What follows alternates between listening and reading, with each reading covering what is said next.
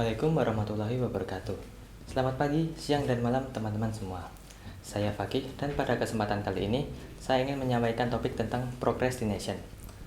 Teman-teman sekalian, beberapa dari kalian mungkin sudah tahu apa itu procrastination. Procrastination merupakan menunda sesuatu kegiatan yang seharusnya harus dilakukan. Saya yakin sebagian dari kalian pasti melakukan procrastination dengan tugas atau kegiatan kalian, karena saya pun juga demikian, baik yang sifatnya akademik maupun non-akademik. Hal itu wajar terjadi pada kehidupan teman-teman sekalian. Kenapa sih procrastination itu bisa terjadi? Hal ini bisa terjadi karena kita memilih suatu kegiatan yang menyenangkan dibandingkan dengan kegiatan yang harus kita lakukan. Misalnya nih, kita ada tugas paper dan deadline-nya 1 bulan.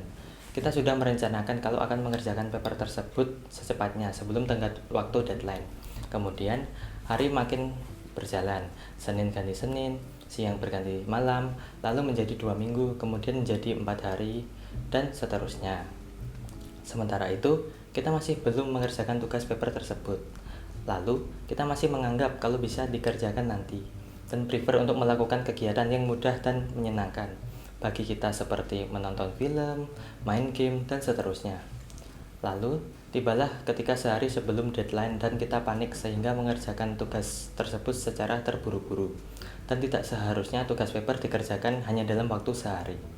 Alhasil, tugas paper berakhir tidak maksimal atau bahkan buruk. Teman-teman semuanya, beberapa orang menganggap kalau procrastination sama dengan sifat malas karena menunda-nunda suatu pekerjaan atau kegiatan. Hal itu tidak benar, namun tidak salah pula, karena perbedaan keduanya yang sangat minor atau bahkan tidak ada sama sekali. Sifat malas sendiri lebih condong ke unwillingness to act, sedangkan procrastination lebih cenderung dengan penundaan pekerjaan yang tidak menyenangkan, walaupun itu lebih penting demi pekerjaan yang lebih mudah dan menyenangkan. Memang ini terkesan sama saja dan sulit untuk dijelaskan dengan kata-kata.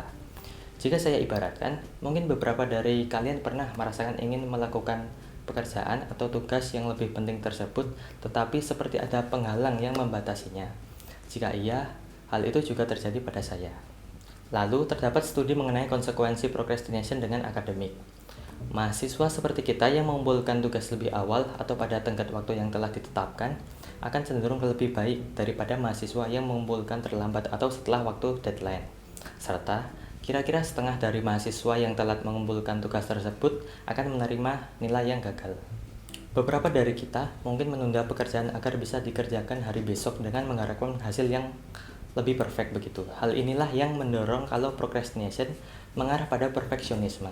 Selain itu, para procrastinator menunda tugas mereka dan biasanya berjanji untuk mengerjakannya nanti. Penundaan ini dirasionalisasi dengan berbagai alasan seperti saya kerja lebih maksimal apabila di bawah tekanan, atau saya menunggu waktu yang tepat untuk mengerjakan tugas tersebut, atau alasan lain. Namun, kenyataannya tidak demikian, seperti yang diklaim oleh para procrastinator. Justru, mereka tidak bekerja maksimal kalau di bawah tekanan, tapi mungkin hanya dengan cara tersebut mereka bisa bekerja. Sifat procrastination ini dapat kita hindari, atau paling tidak kita menguranginya. Mungkin beberapa tips dari saya yang bisa menjadi solusi bagi teman-teman semuanya. Pertama, kenali diri kalian masing-masing. Tiap-tiap diri kalian pasti memiliki emosi yang berbeda-beda. Ada yang suka nyantai, ada yang suka moody, mungkin kayak saya, dan sebagainya. Dengan begitu, kalian tahu potensi dan batasan dalam diri kalian masing-masing. Yang kedua, yaitu cari tahu kenapa kalian itu melakukan procrastination. Mengapa sih kalian menunda-nunda? Apakah karena kalian suka kegiatan yang lebih menyenangkan? Atau kalian orangnya overthinking kalau mau memulai tugas? Atau kalian menunda karena menunggu waktu yang tepat seperti kayaknya besok sore aja deh, dan sebagainya.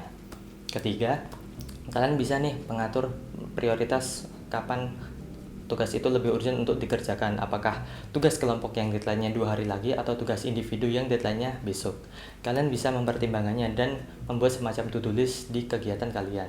Yang keempat, jangan lupa untuk tetap meluangkan waktu untuk beristirahat karena itu penting.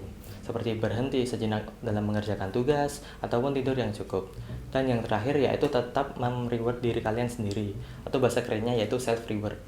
Kalian bisa nih ketika sudah selesai mengerjakan tugas kalian, terus self reward kayak misal beli cemilan kesukaan kalian atau refreshing jalan-jalan. Semua itu terserah pada kalian, tetapi ingat jangan over juga. Beberapa tips dari saya mungkin tadi bisa membantu teman-teman dan tentunya saya juga, untuk menghindari procrastination. Masih banyak lagi tips yang dapat teman-teman lakukan selain dari apa yang saya paparkan. Memang procrastination seperti sebuah siklus di mana ada waktunya kalian merasa rajin dalam mengerjakan tugas atau kegiatan dan ada masanya kalian merasa menunda suatu tugas karena berbagai alasan. Saya yakin hampir semua orang terdampak procrastination, entah itu tua, muda, cowok ataupun cewek, dan sebagainya. Meskipun orang-orang tersebut membuat janji untuk tidak melakukan procrastination lagi, mereka pasti melakukannya lagi seperti sebuah siklus yang telah saya paparkan. Banyak faktor memang yang membuat orang melakukan procrastination, seperti distraksi, perfeksionisme, dan kurangnya motivasi, serta hal lain. Procrastination juga kerap disandingkan dengan sifat malas, karena menunda-nunda tugas atau kegiatan. Meskipun itu sering terjadi pro dan kontra di masyarakat. Apakah procrastination itu buruk? Menurut saya, itu tidak bisa dijustifikasikan buruk, karena terdapat berbagai latar belakang yang mendorong untuk melakukan procrastination. Selain itu, selama procrastination tidak melebihi batas dari diri kalian, hal itu boleh-boleh saja, tetapi tetap dalam batasan yang teman-teman alami. Akan tetapi, apabila dari diri kalian hanya sedikit procrastination atau bahkan tidak sama sekali, hal itu akan lebih baik, karena akan banyak waktu lain yang digunakan untuk produktivitas dan karena pada dasarnya procrastination itu berkaitan dengan waktu. Tidak bisa dipungkiri bahwa procrastination sering dijumpai dalam kehidupan kita. Menurut teman-teman, apakah kalian suka melakukan procrastination atau tidak? Kalau iya, apa alasan teman-teman melakukan alasan tersebut? Just comment down below. Mungkin itu saja yang bisa saya sampaikan dan terima kasih. Thanks for watching. Don't forget to subscribe and see you on the next video. Bye.